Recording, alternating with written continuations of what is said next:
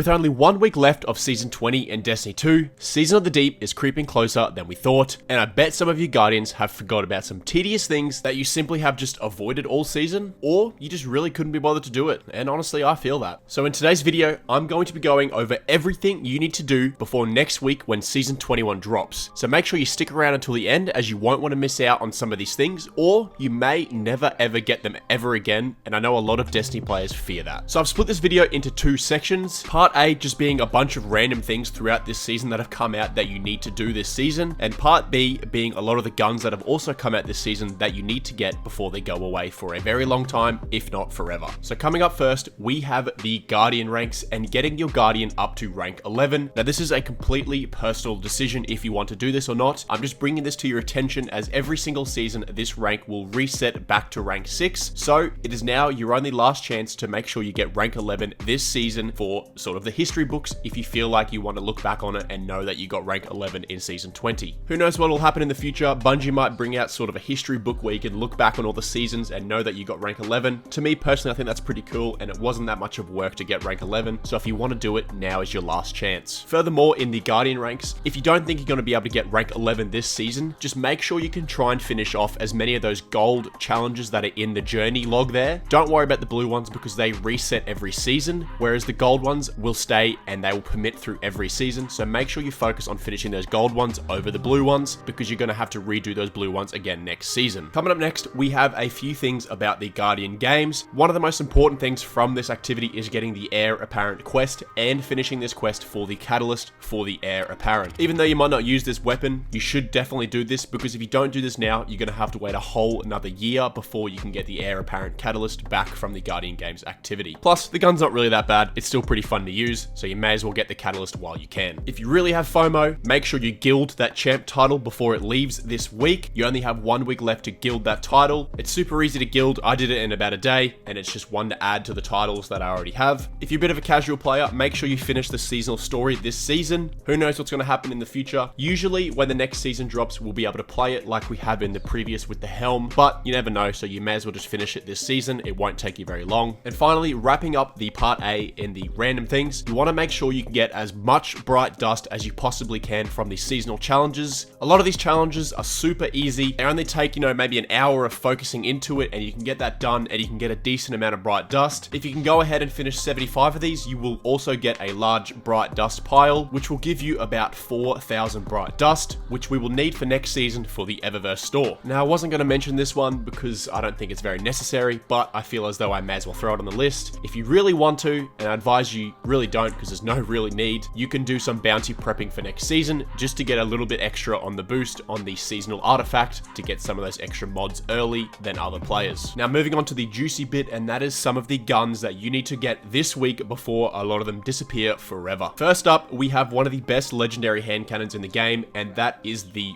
Rose. Now, if the thought of playing competitive makes you want to violently vomit throughout your toilet, that's okay, because that's how it makes me feel, and I just do not want to play any competitive if I have to. Unfortunately though, the Rose is being removed from this competitive season's pool, and the Rose is super easy to get this season. All it takes is competing in 3 competitive matches, whether they're a win or a loss, and you will get one for free. It's just easy. All you have to do is just be there for 3 of those competitive games. There's plenty of roles that you can go for. A lot of them will be super easy to get. Basically, any combination of perk on this gun will be a very good Rose hand cannon, but if you feel like checking out light.gg to see what the preferred role is, go for it. So Bungie hasn't mentioned what they're going to be doing with the helm and this season's engrams. So with how easy it is this season to get a bunch of Defiance engrams, you may as well head to the helm and focus and try and get the Imperial Decree. All you need is 5 deep sight versions, and then you can then craft that at any point that you want. So you may as well try and focus that. Very easy to do. On top of this, while you're focusing this, you may as well try and get all of the class specific swords for each Warlock, Hunter, and Titan. So while you're trying to get the Imperial Decree,